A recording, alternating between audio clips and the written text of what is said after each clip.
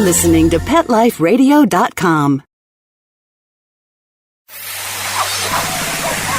It's Oh Behave with Arden Moore, the show that teaches you how to have harmony in the household with your pets.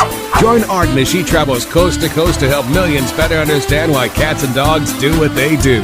Get the latest scoop on famous faces, their perfectly pampered pets, and who's walking who in Rin Tin Tinseltown. From famous pet experts and best-selling authors to television and movie stars, you'll get the latest buzz from wagging tongues and tails. Garner great pet tips and have a doggone fur-flying fun time. So get ready for the pause and applause as we unleash your Oh Behave host, America's pet edutainer, Arden Moore.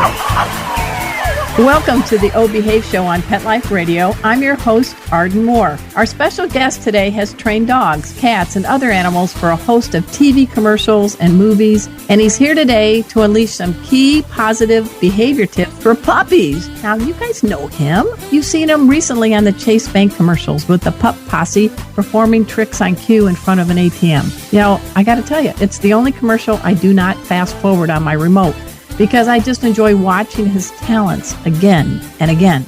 I want us all to give pause and applause to one of the world's top dog trainers, Joel Silverman. Hey, welcome to the show, Joel. Hi, thank you guys for having me. All right, now, his name does contain silver, but I think his training techniques are solid gold. Looking for ways to shape your high-energy pup into a well-behaved member of your family? Help is here. Joel Silverman will share some tips right after we pay for this show by taking a commercial break. So, in honor of Joel, we're all going to sit and stay. We'll be right back. Time for a pause. 4 furry ones, actually. Sit and stay. Oh Behave will be right back.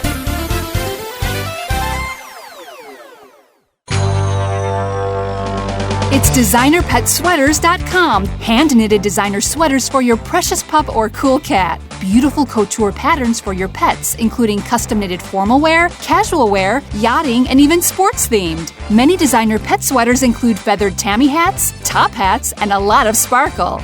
Each sweater includes leg loops, front paw sleeves, and leash opening. Visit DesignerPetSweaters.com to order your 4-legged fashions today. Your pets will stay warm for the winter and be runway ready. Large or small, we fit them all. DesignerPetSweaters.com.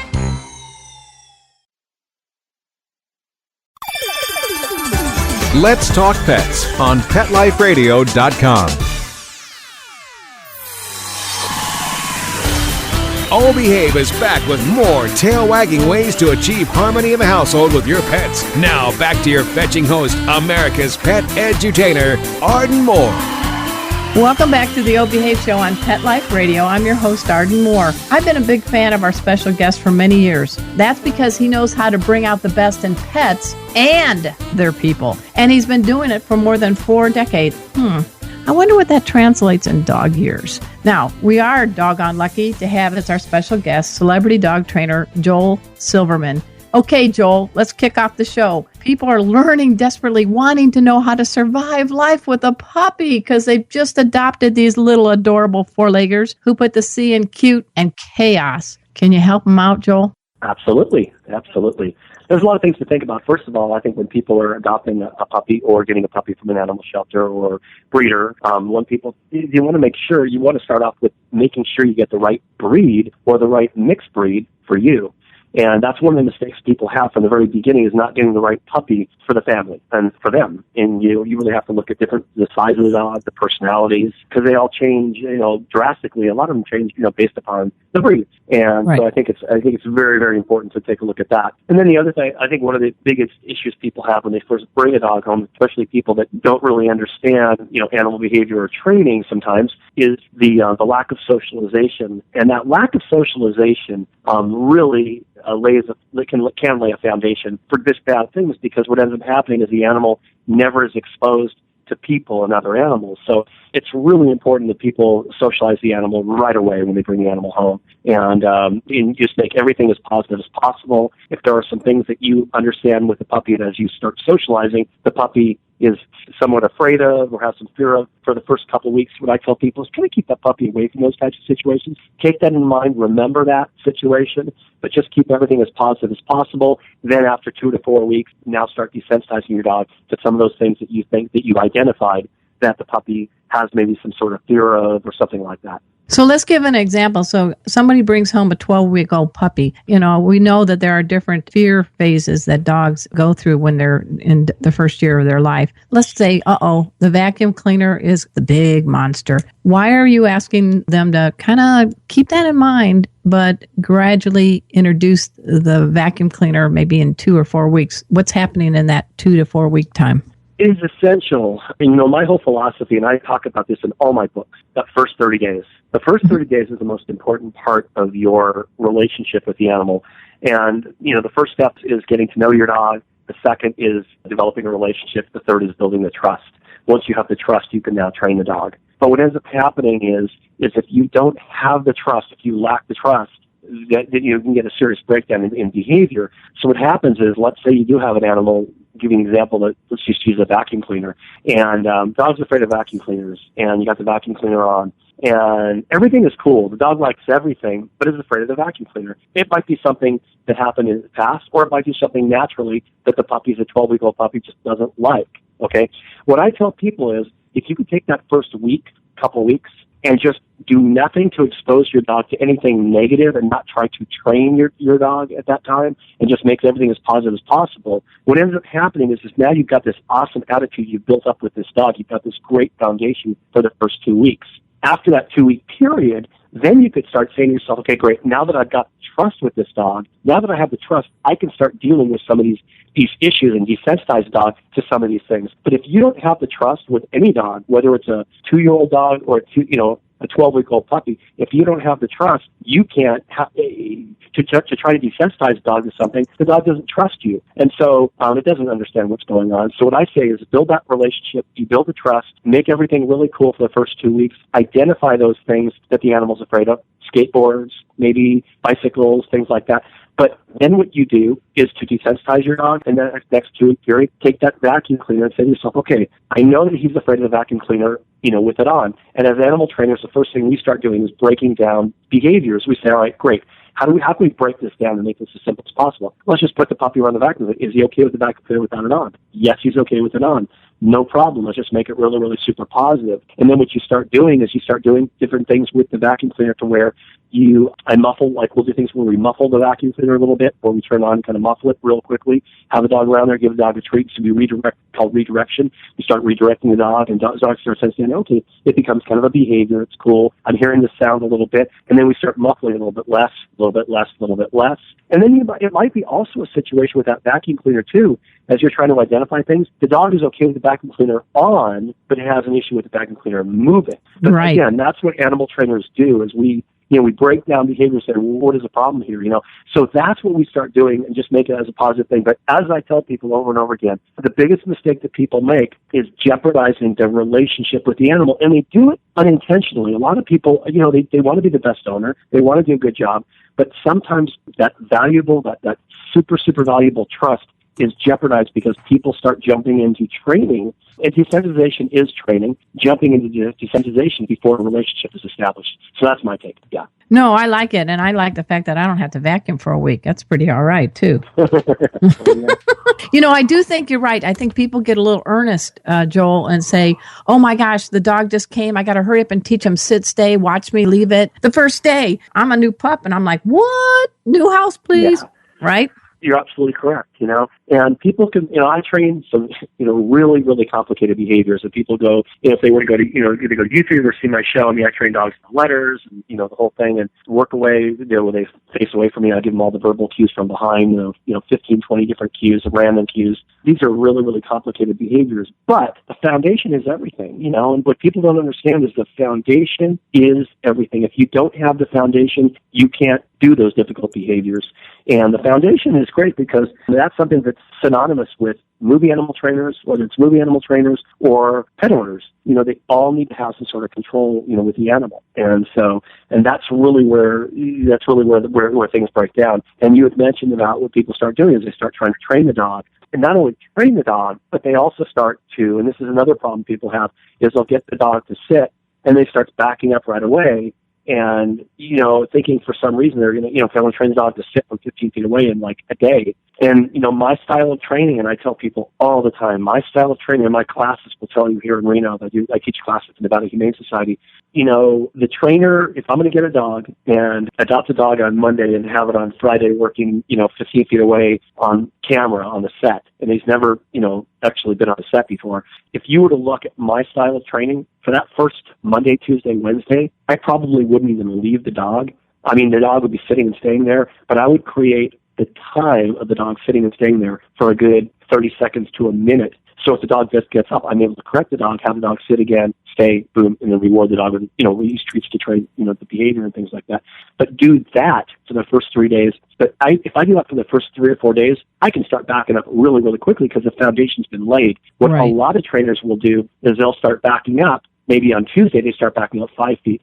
Wednesday, they start backing up 10 feet. But what ends up happening is the dog still, because the foundation's not laid, the dog still is going to start breaking periodically, and the trainers go, oh, no, sit, and make the dog sit again and have to walk back in and correct the dog.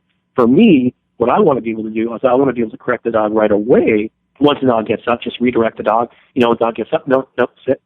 And just right there. And if you could do that foundation, and this is what the listeners you really, really need to understand, is that if you can build that foundation, then you can start backing up really, really quickly. But you gotta, the foundation's got to be strong. Yeah, and now, folks, take a listen. This is the guy who is best known for The Good Dog You. That was on Animal Planet for a number of years. It was a top-rated show. I think like 70% of the households all tuned in. He also has some things that I really like. He's got a lot of DVDs and books. You go to joelsilverman.net after a show, and you'll see what I'm talking about. But one thing I really am fascinated with, and this is what you're kind of known for, Joel, is what color is your dog? Talk about that. Yeah, well, the very first book I wrote was What Color Is Your Dog? And what came out in 2009. The follow-up book just came out about 3 months ago, more What Color Is Your Dog? And we'll talk a little bit about that. But what had happened, I got so sick and tired of listening to animal trainers across the nation, some of them on TV, basically beating their chest on some sort of technique. And what I explain to people is the fact that it's not the fact that their technique is wrong or right. It's just the fact that their technique is not the technique for every single dog. And anybody that believes that one style of training fits every dog does not know animal behavior or has not been around a lot of dogs or trained a lot of dogs. Because, like people, we need to work with the dog based upon the dog's individual personality.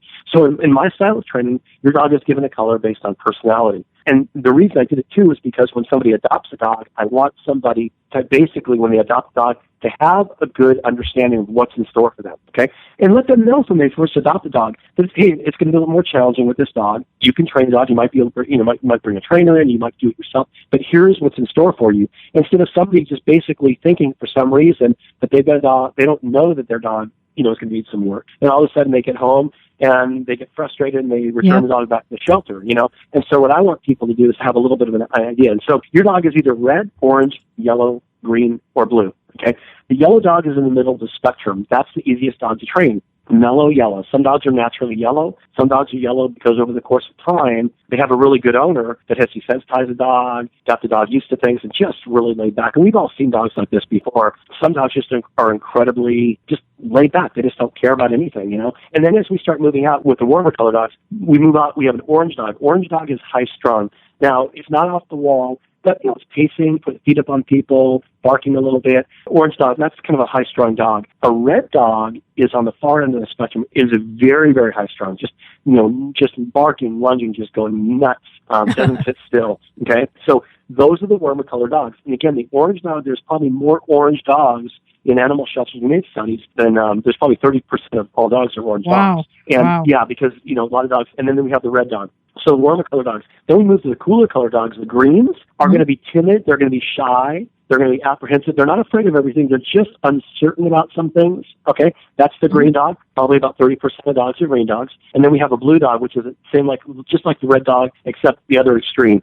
Very few dogs are blue dogs. This dog's afraid of everything. You walk in the house, he runs under a bed, just afraid of. A lot of blue dogs come from bad homes, a bad situation, training, care, something like that. They've got some history issues. And those are the cooler color dogs. My whole philosophy is that you would never train a cooler color dog like a warmer color dog.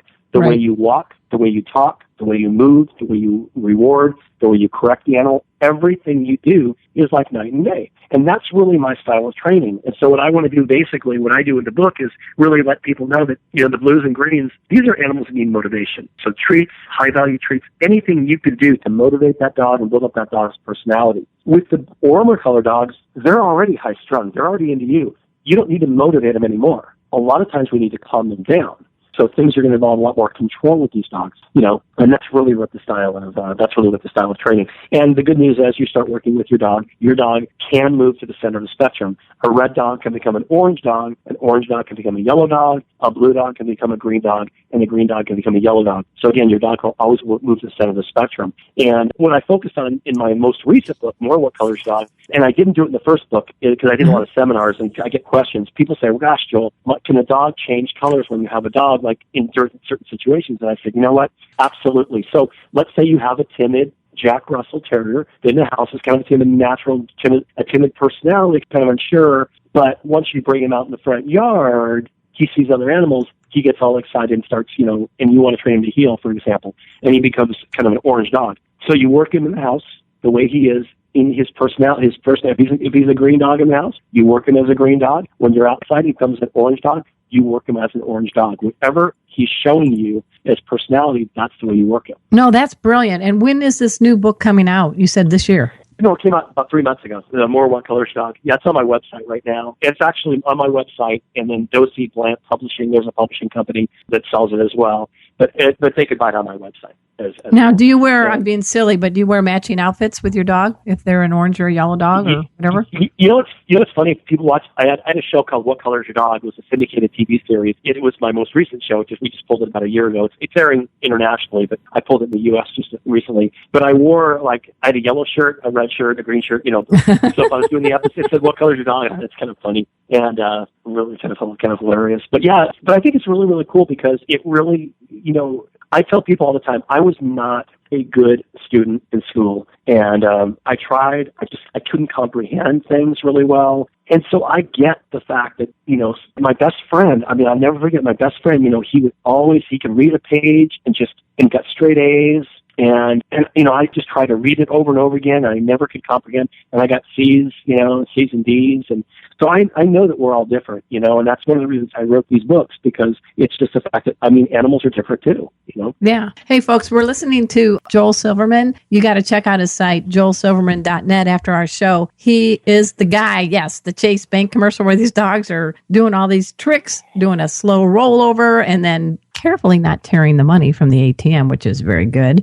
He is the man known for What Color Is Your Dog training philosophy. He's done a lot of books and DVDs. He's all over the place giving the best for dogs and their people. We're going to learn a little bit more, including his childhood and what happened with him with dolphins after we pay for the show by taking this commercial break. So sit and stay. We'll be right back. Time for a walk on the red carpet, of course. All Behave will be back in a flash right after these messages. Looking for the best advice on pet health, safety, and travel? Connect with the Pet Lady. Dana Humphrey, also known as the Pet Lady, will surely be in a city near you real soon. She will be spreading the good news for pets and pet lovers, from tips on dog and cat care, pet industry trends, and the best events for you and your four-legged family members. Need a great gift idea or insights on the hottest pet gadgets? Simply follow the Pet Lady on Twitter at Pet Lady World. You can also learn more at The Pet Lady at thepetlady.net. Let's talk pets. Let's talk pets On Pet Life Radio. Pet Life Radio. PetLifeRadio.com. Hey, this is Katherine Heigl, and you are listening to Miss Arden Moore on Oh Behave on Pet Life Radio. Tune in for more fantastic ideas and tips for your dogs and cats and pets. We're back from the lot. Just checked the paper and we had a record showing at the box. The letterbox, that is. Now back to Oh Behave. Here's Arden.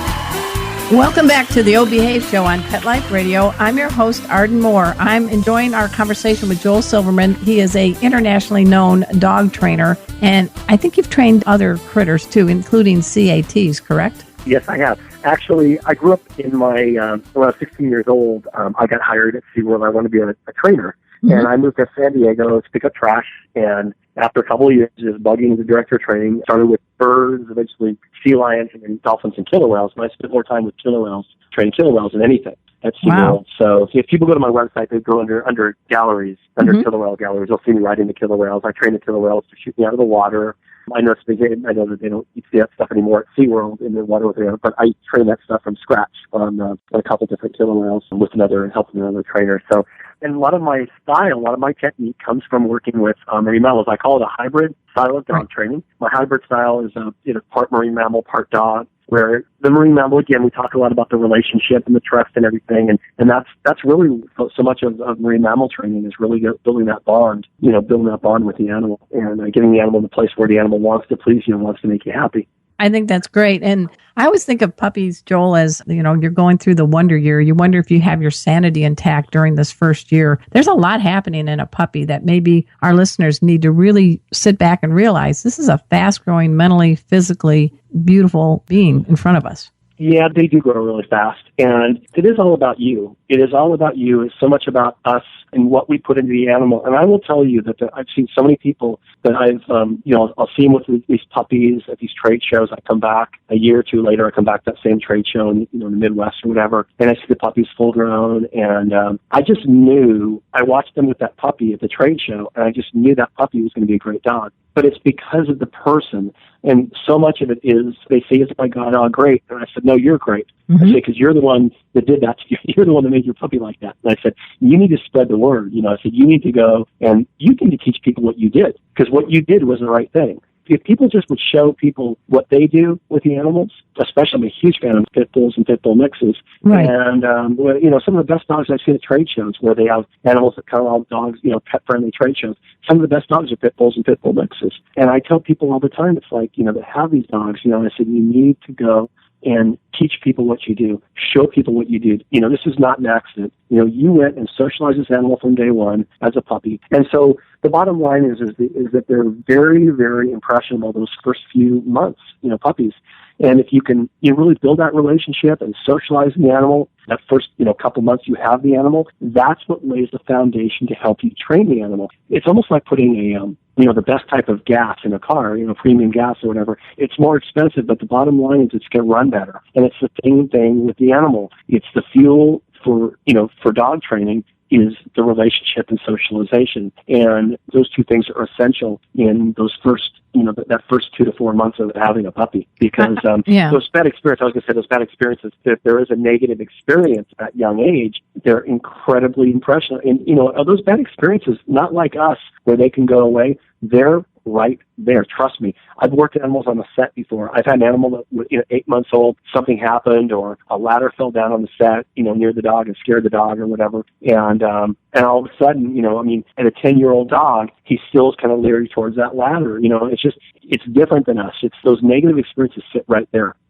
So let's talk a little bit about your commercial work, because we've talked about Chase, and they're probably going, "Thank you, Oh Behave, thank you." But you've done things for Imes, Budweiser, PetSmart, Nissan. Do you bring your own dogs? Do they have dogs that they bring for you? What's the setup, and how do they? Because people are probably curious. How did Joel do that commercial? Oh, okay, cool. Well, as a movie animal trainer, what people do as a movie animal trainer is there's people in Southern California, there are companies that have animals, and I partnered with a company. I kind of built their dog portion of their company. They had wild animals, and I worked with them. And so I did a lot of commercials through them, through that company. And so a lot of the commercials I did was first from prior to working for them in the late 80s, early 90s. I worked for another company, I just worked for an animal supplier. He supplied animals and trained animals, and he had his own animals. I just worked for him. And one of the things I did, I trained a dog, Dreyfus, from the TV series Empty Nest. Oh, I remember that show. Yeah. Yeah, we were spin off of Golden Girls. We were on Saturday nights. It was a top 10 show. I worked on that show from 88 to 92. We did 188 tapings, almost 200 tapings in that show. So with the dog, he's just a great dog. And that gave me So I did a lot of that back then. And then, Murder, She Wrote back. I did a lot of Murder, She Wrote episodes. My Highway to Heaven. I did a lot of, that was all the stuff back then. It was when there was a lot of TV shows, a lot of TV shows shooting in LA. So the 80s and early 90s. And what happened was I partnered with this company in the late 90s. It's called Steve Martin's Working Wildlife. They have do a lot of wild animal work. And brought in the dogs. The dogs stayed in our homes. And we had like about 4 or 5 trainers. We each had like 3 or 4 dogs. And I really built their awesome company, this dog portion of their company. And we did some commercials for IAMS early in the late 90s. And then I separated from Working Wildlife. I kind of separated and just started doing the IAMS commercials myself. And I had built this relationship with the agency. And so I was really proud for 17 years to do the IAMS commercials up till 2 years ago. And then they were purchased by Pedigree. And then the agency that IAMS, the viewers or the listeners should know that basically what happens when you have a company, they have an agency that works for them. Well, once IAMS was bought by Pedigree, they went with a different agency that I didn't have a relationship with. So for 17 years, from 97 to 2014, almost every IAMS national commercial and print ad that you saw, I trained the animals on. And a lot of those animals were movie animals, private party animals, or movie animals that work in Southern California, or private party animals. So that's kind of what we do. Now, I've got a couple dogs. Duchess, my dog from the commercial for Chase, and then Foster, who's a little gray dog. If you watch, he's on the cover of all 4 of my books, and he's a movie animal as well. And so I took it upon myself to say, okay, I'll have my couple dogs. I really do a lot of personal appearances, across the United States with my dogs. But if for movie work, if other animals, trainers want to, companies want to hire me or whatever, or I get calls, we'll go down to LA and do some stuff. But I really kind of separated backed off a little bit from being a movie animal trainer about 10 years ago and just doing only the IAMS commercials and, little things that would come up here and there. So, but that's kind of what we do, for animals. Normally most animal companies have, 30 dogs, 15 cats or whatever, and those are animals that they supply and train for movies, TV shows, and commercials. Okay, so let's get a little 411 and a little shout out to Duchess and Foster. Tell us a little bit about what made you say they're the one and what are their talents. Well, Foster actually is, he was adopted in 2004.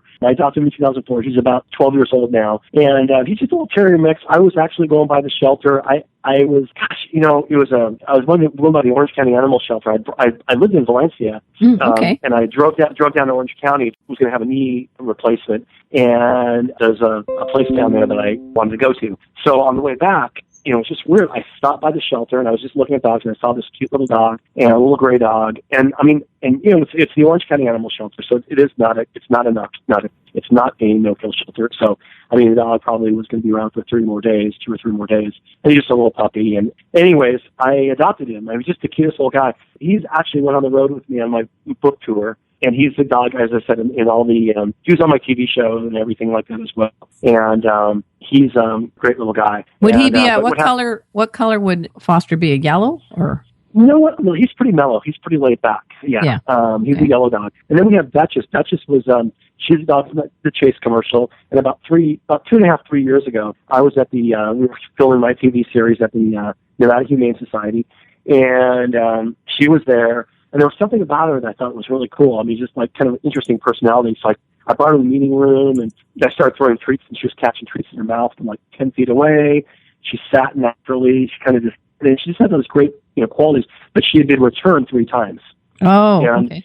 And returned 3 times. And so once I took her out, I adopted her, I found out why she was returned because she almost pulled my arm out of my socket. She was just insane on a leash, Oh, okay. So she was just crazy. So I took the time to socialized her, made training fun, took very high prey drive dog. What the audience, the listeners need to know about prey drive.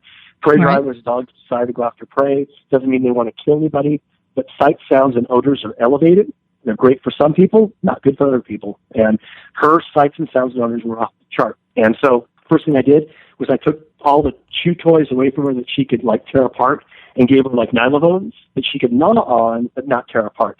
And by doing that, what ended up happening, by training her, I redirected her into training and giving her a job, because these dogs all need a job, but her job is training behavior, learning behaviors. That's her job. And then she has her nylobone that she just chews whenever, almost all day. And so we took a lot of those squeaky things away from her. Things Right. that really, really increase that prey drive. Oh, that's great. That's what's really helped her a lot. Yeah. And so she did a chase commercial, and she grabs the receipt at the end of the commercial, and obviously, and it was kind of interesting because they were looking for an ending for the commercial, and then we talked about it. I actually videotaped the dog here in Reno as I was training her. I was like, "Hey guys, we could do this. Here, what do you think?" So it was pretty cool. You made a really good point because there are a lot of terrier mixes out there and they're in shelters and people love them. They love how energetic they are. And you just touched on something. They do have a heightened prey drive, and the squeaky toy, we think we're doing something fun to let them get that hunting skill down, but it could backfire. It can backfire. And, I don't mean to tell people not to do that. And it's like, I just want people to understand what you're doing and what you're bringing out of the animal. If that's what you want to bring out of the animal, great. But there are a lot of people that wonder why their animal, Jack Russell, is just so crazy, and you give it a squeaky all day long just to grab and squeak and whatever. Well, guess what? If it squeaks and squeaks and squeaks and grabs it, plays that toy, and all of a sudden you take the dog on a walk and you hear something squeak or a dog make that squeaky noise or bark, because of what it does all day long with that squeaky toy and what that's imprinted into his brain, now all of a sudden he's so much quicker, and because of his natural prey drive, now the dog is like, oh, what does that sound? So that's what I tell people. It's like, you just really need to understand. It's that same attitude when somebody comes to your house, and you've seen it before. Right. Somebody comes to somebody's house, they've got a high-strung dog. And if you are, again, we talked about our voices in control. If you walk in, everybody goes, stay down, and everybody's mellow like that. But you got that one person like, oh, good puppy, yeah. with the voice. What does it do? It brings out that personality of the animal. So you really, really, people need to understand that our voices and our actions are things that can actually bring out the personalities of animals. I hear you. And we can also control them too as well. Thank you for saying that, because when I introduce people to pets, I always say, please don't do that squeaky voice and hey, dudes, don't be speaking like a high-pitched girl going, oh, you're so cute. And then the dog goes, okay, time for me to be misbehaving. So I like your calm coolness. Exactly. Yeah, that's exactly. And redirection. I'm a huge fan of, I tell people I'm a huge fan of redirecting dogs as well. So, giving them a job. So you have a dog, somebody comes in the house and, what am I going to do with, dog gets excited. If you can send a dog to a place when people come into the house, if it's a little dog, and you could send it to jump up on a chair or something like that and just stay there. And people can walk in and just give the dog a treat initially. It's that first, minute where dogs just kind of go crazy and they kind of mellow out. And, after a minute, they're kind of done with it. But if you can redirect the dog onto something and teach the dog to go up in something elevated, and just pattern the dog that way, what it does, it gives the dog a job. And a lot of times when you give the dog a job, that's what mellows the dog out, because you've given the dog something to do. I love it. Anything else you'd like to add before this show has gone by way too quick? We're speaking with Joel Silverman. I want you to please check out his site, joelsilverman.net. He's on Facebook. Tell us what's happening, man. Yeah, what we got going on is we got actually a couple things happening. This is going to start in Tallahassee, Florida, and it's going to start in Albany, Georgia. But we're doing these pet tips, and they're going to be news pet tips. They're going to be, people will see them in Tallahassee, and I think it's going to be NBC in Tallahassee. It's going to be Fox in Albany, and there will be pet tips during the news throughout the week. And they can also see these pet tips on their website. But we're also in those same markets, probably on Saturday mornings around 6 or 6:30. We're going to have my TV series is going to run. It's going to be underpaid programming, so it's going to be underpaid programming. But we're going to have my TV series, What Colors Your Dog, will run, and in the commercial breaks will be obviously advertisements for my products and things like that. But we're going to be putting we're editing my TV series in the paid programming slot with things that people could buy in between. So it's kind of a cool thing. Oh, so, congratulations. Yeah, those are those two markets, and people go to companions or joelsilverman.net and basically stay up to date on exactly what markets and when it starts airing. But it's going to start in March. These pet tips will start in March in those markets, but hopefully we start increasing more and more. Well, my hope is one day I'm making that mundane task of going to an ATM, and there will be Joel Silverman with Chase and with Foster and your other crew helping me with my transaction. That would make my day, Joel. Well, hopefully, we're talking to those guys. Hopefully, we'd love to do another commercial with those guys. So we'll see what happens. So I would love to do something else with Chase. So. All right, guys, you got to check him out. Joel Silverman. I love his training philosophy. Know the color of your dog. Get that foundation of trust in the dog before you're trying to hammer him with a lot of must-do tricks and all. This dog needs to feel safe and secure, and you're his number one. And when you do that, as Joel has exhibited all these years, you're going to get the best out of your dog and have a wonderful, wonderful relationship. So once again, I want to give a big pause up to Joel Silverman. I'm so glad he's been in the house and what he's doing for dogs of all personality colors. I also want to do a shout out to my producer, Mark Winter. He is the man in charge, the Wizard of Paws for all the shows on the Pet Life Radio Network, the number one pet radio network on the planet. And it's his birthday. Happy birthday, Mark. So until next time, this is your flea-free host, Arden Moore, delivering just 2 words to all you 2, 3, and 4-leggers out there. Oh, behave. Coast to coast and around the world, it's Oh Behave with Arden Moore. Find out why cats and dogs do the things they do and get the latest buzz from wagging tongues and tails in Rin Tin Tinseltown. From famous pet experts and best-selling authors to television and movie stars, you'll get great tail-wagging pet tips and have a fur-flying fun time. All Behave with America's pet edutainer, Arden Moore. Every week on demand, only on PetLifeRadio.com.